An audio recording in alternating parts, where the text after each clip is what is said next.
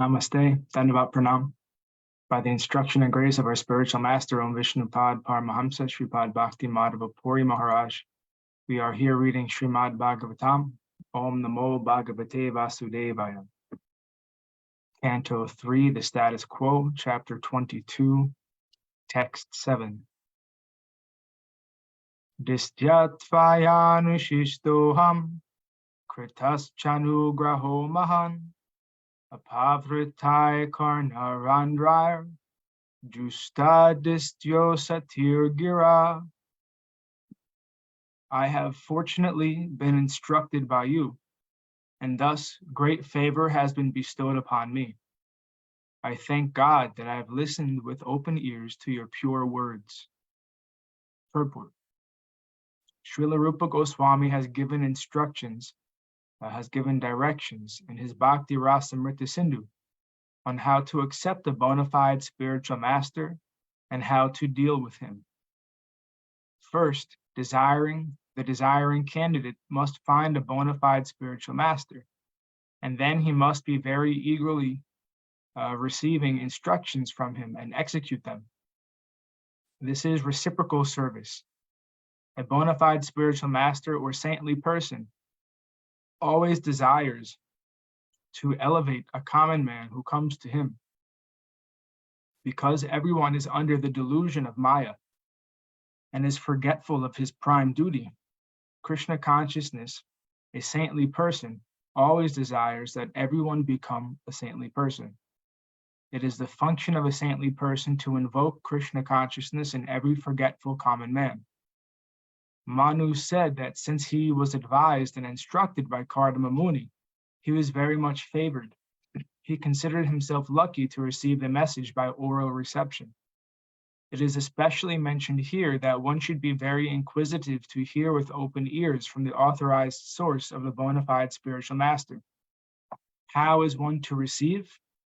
One should receive the transcendental message by oral reception. The word karna randrayar means through the holes of the ears. The favor of the spiritual master is not received through any other part of the body, but the ears. This does not mean, however, that the spiritual master gives a particular type of mantra through the ears in exchange for some dollars, and if the man meditates on that, he achieves perfection and becomes God within 6 months. Such reception through the ears is bogus. The real fact is that a bona fide spiritual master knows the nature of a particular man and what sort of duties he can perform in Krishna consciousness, and he instructs him in that way. He instructs him through the ear, not privately, but publicly. You are fit for such and such work in Krishna consciousness, you can act in this way. One person is advised to act in Krishna consciousness by working in the deity's room. Another is advised to act in Krishna consciousness by performing editorial work. Another is advised to do preaching work, and another is advised to carry out Krishna consciousness in the cooking department. There are different departments of activity in Krishna consciousness, and a spiritual master, knowing the particular ability of a particular man, trains him in such a way that by his tendency to act, he becomes perfect. Bhagavad Gita makes it clear that one can attain the highest perfection of spiritual life simply by offering service according to his ability, just as Arjuna served Krishna by his ability in the military art. Arjuna offered his service fully as a military man and he became perfect. Similarly, an artist can attain perfection simply by performing artistic work under the direction of the spiritual master. If one is a literary man, he can write articles and poetry for the service of the Lord under the direction of the spiritual master.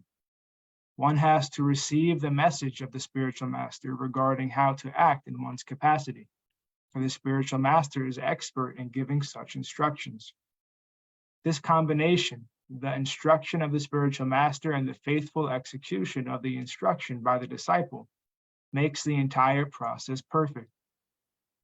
Srila Vishwanath Chakravarti Thakur describes in his explanation of the verse in Bhagavad Gita, Vyavasayatmika Buddhi, that one who wants to be certain to achieve spiritual success must take the instruction from the spiritual master as to what his particular function is. He should faithfully try to execute that particular instruction and should consider that his life and soul. The faithful execution of the instruction which he receives from the spiritual master is the only duty of a disciple, and that will bring him perfection.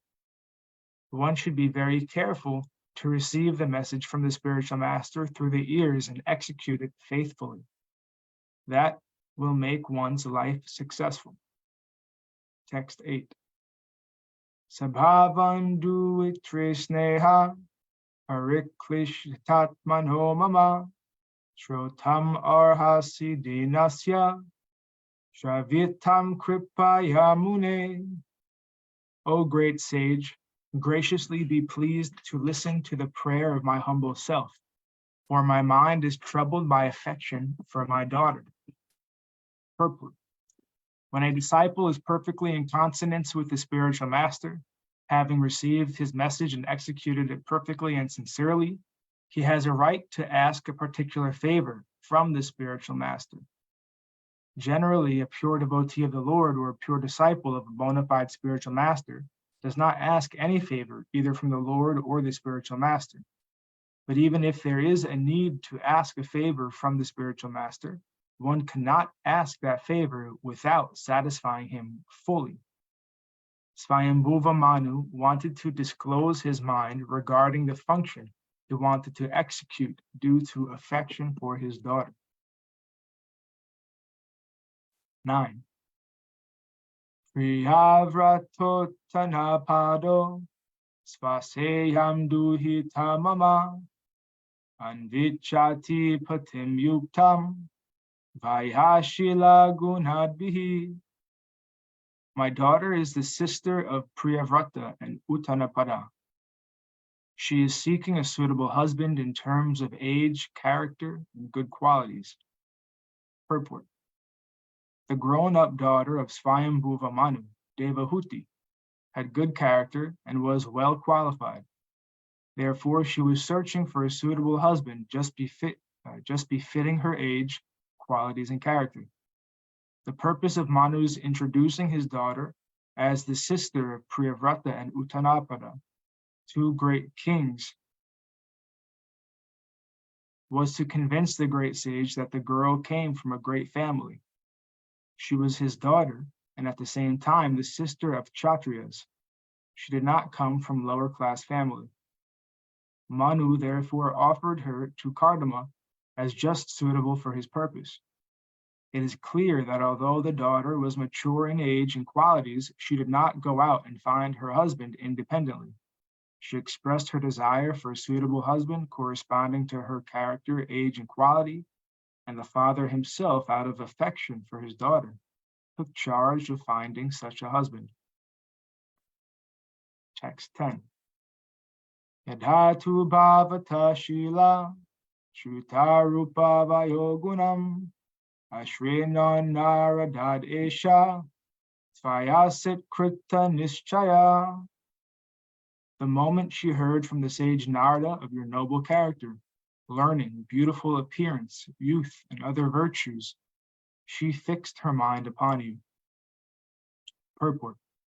The girl Devahūti did not personally see Kardama Muni, nor did she personally experience his character or qualities, since there is no social intercourse by which she could gain understanding. But she heard about Kardama Muni from the authority of Narada Muni.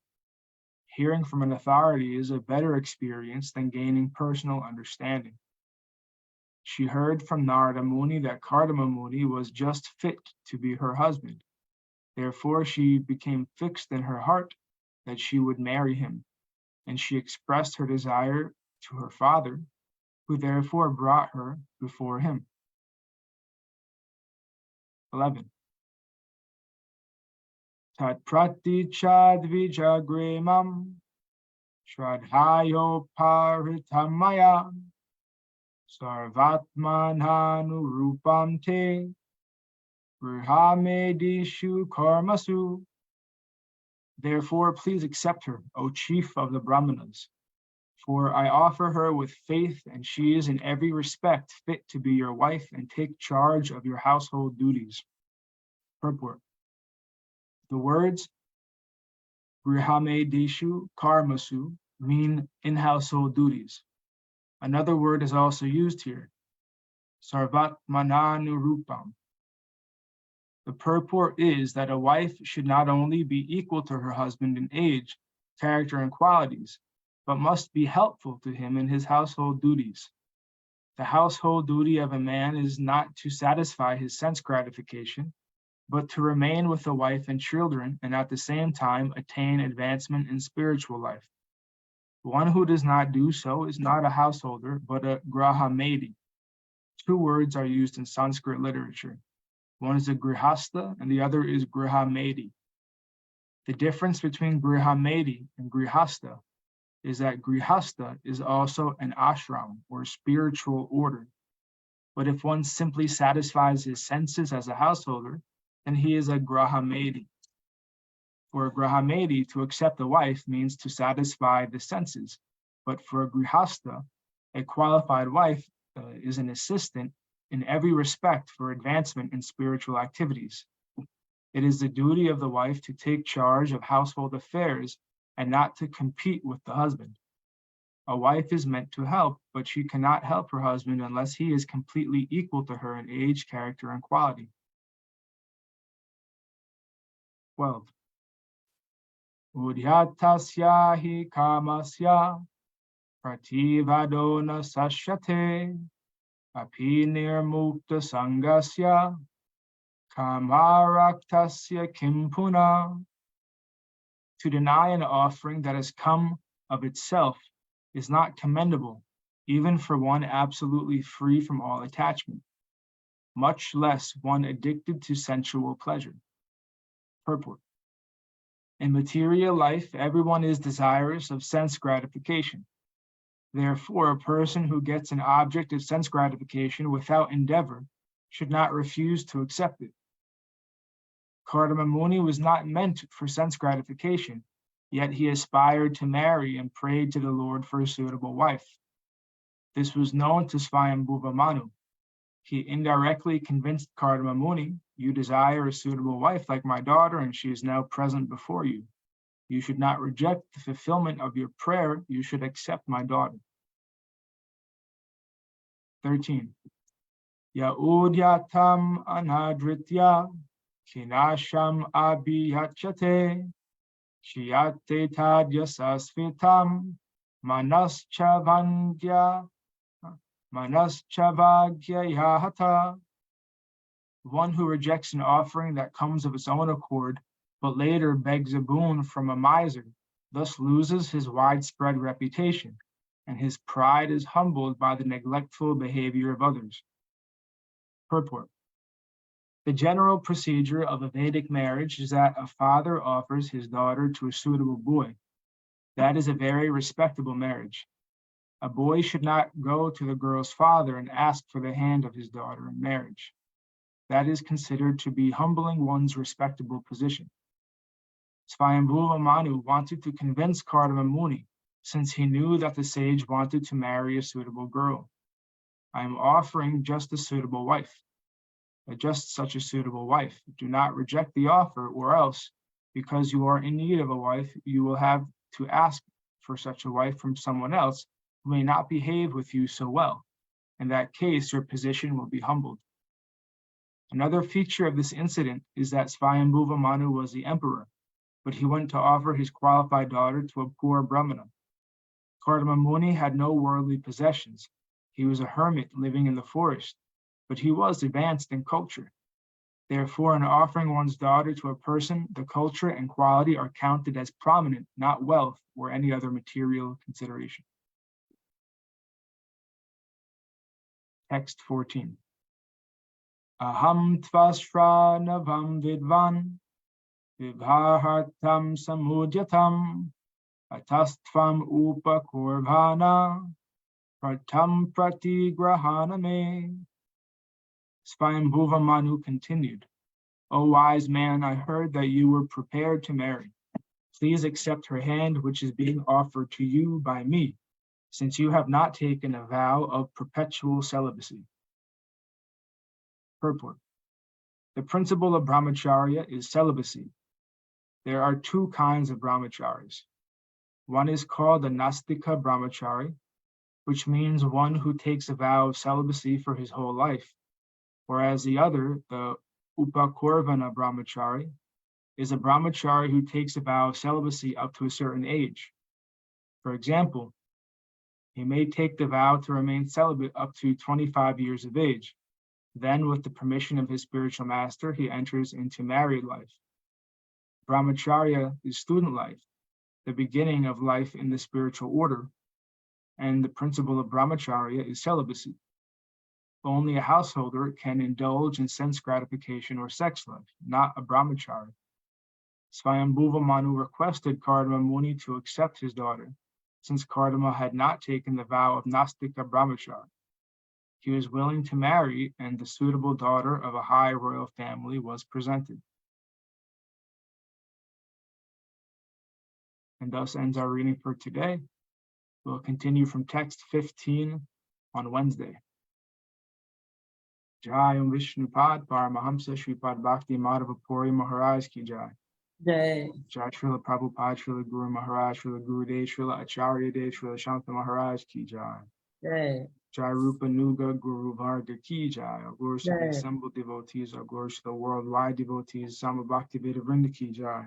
Jai Navadvip Dham Ki Jai, Nishinopali Dham Ki Jai, Mayapur Dham Ki Jai, Jagannath Puri Dham Ki Jai, Baladev, Subhadra, Jagannath Ju Ki Jai, Ganga Mai, Yamuna Mai Ki Jai, Vrindavan Dham Ki Jai, Giri Govardhan, Gupta Govardhan Dham Ki Jai, Sham Kun, Radha Kun Ki Jai, Tulsi Devi, Bhakti Devi, Vrinda Devi Ki Jai, Jai Harinam Sankirtan Yagi Ki Jai, Srimad Bhagavatam Ki Jai, Scientific Sankirtan Yagi Ki Jai. Bhakti Vedanta Institute Ki Jai, Sri Chaitanya Saraswat Institute Ki Jai, Sri Chaitanya Saraswat Mat Ki Jai. Nitai Gaur Premanandi Hari Hari Hari Hari Bol. Jai Shrimati Uma Devi Dasi Ki Jai. Hari Bol. Sripad Krishna Keshav Prabhu Ji Ki Jai.